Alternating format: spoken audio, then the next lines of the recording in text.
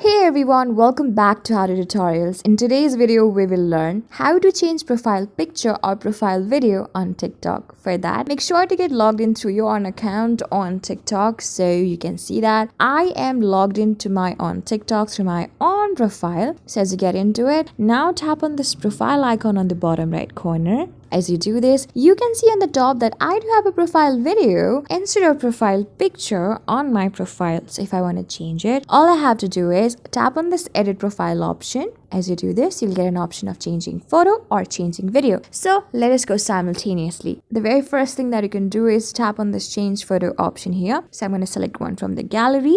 You can also do the same. Alright, so I'm going to keep one of the picture here and then I'm going to tap on confirm on the bottom right corner.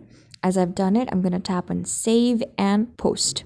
So you can also do the same and then tap on save and post once again to keep this photo to the story if you want to. Since I want to, I'm going to keep it. You can see that the photo is being uploaded. Just wait for it.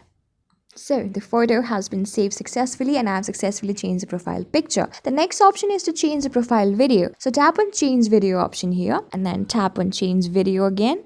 So from my gallery, I am going to select one of the video that I want to keep on a TikTok video profile. You can also do the same. So wait for the gallery until it gets uploaded. So I am going to select one of the video. You can also do the same.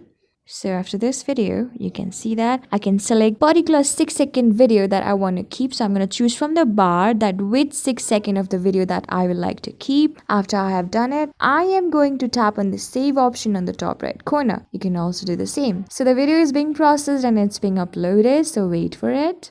So you can see that the process is going on.